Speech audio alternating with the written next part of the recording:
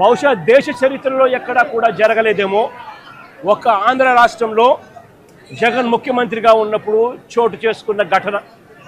ఏకంగా ₹1 కోటి వాళ్ళకు ఇచ్చి ఆ కుటుంబాలకు తోడుగా ఉండి ఆ కుటుంబ వాళ్ళ సభ్యులు చనిపోయిన వాళ్లకు ఉద్యోగాలు కూడా మళ్ళీ ఆ కంపెనీలో ఇచ్చేట్టుగా వైఎస్ఆర్సీపీ ప్రభుత్వం అప్పట్లో అడుగులు ముందుకు వేసి చేయించింది.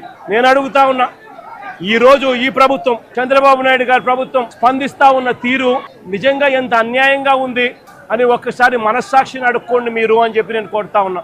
ఈ ప్రభుత్వాన్ని గట్టిగా డిమాండ్ చేస్తా ఉన్నాం. వాళ్ళకి రావాల్సింది వాళ్ళకి ఇప్పించడంలో నీ గొప్పతనం ఏమీ లేదయ్యా. వాళ్ళకి రావాల్సిన ₹1,45,00,000 వాళ్ళకి రావాల్సింది ఏదైతే ఇస్తా ఉన్నారో అది గొప్పతనం. నీ గొప్పతనం ఏమీ కాదు. కంపెనీ నుంచి కేవలం ₹25 లక్షలు మాత్రమే ఆ ఎంప్లాయీస్కు వస్తూ ఉంది. ఈరోజు వచ్చి ₹1 కోటి ఇస్తున్నారని మాట్లాడడం ఎంతవరకు కరెక్ట్ అని కూడా నేను ప్రశ్నిస్తున్నాను. ఎందుకంటే ఈరోజు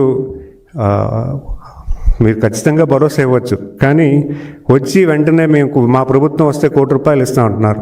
మీకు ఇచ్చినటువంటి అవకాశంలో ఇలాంటి ఇన్సిడెంటే ఎల్జీ ఫార్మర్స్లో జరిగింది. ఎన్నో కుటుంబాలు అటు అనారోగ్య పాలయ్యారు, అలాగే యాక్సిడెంట్లో కూడా ఇబ్బంది పడ్డారు. చనిపోయినటువంటి వ్యక్తులకి, ఫ్యామిలీలకి మీరు ఎటువంటి ధైర్యాన్ని ఇచ్చారనే సంగతి కూడా ఒకసారి మీకు మీరే గుర్తు చేసుకోండి. ప్రజలందరూ కూడా గమనిస్తున్నారు. ఎందుకంటే ఆ రోజు 12 మంది చనిపోతే కేవలం 3 మాత్రమే మీరు ₹1 కోటి ఇవ్వడం జరిగింది. అది కూడా మీ గవర్నమెంట్ ఆఫ్ ఆంధ్రప్రదేశ్ నుంచి ఇవ్వలేదు.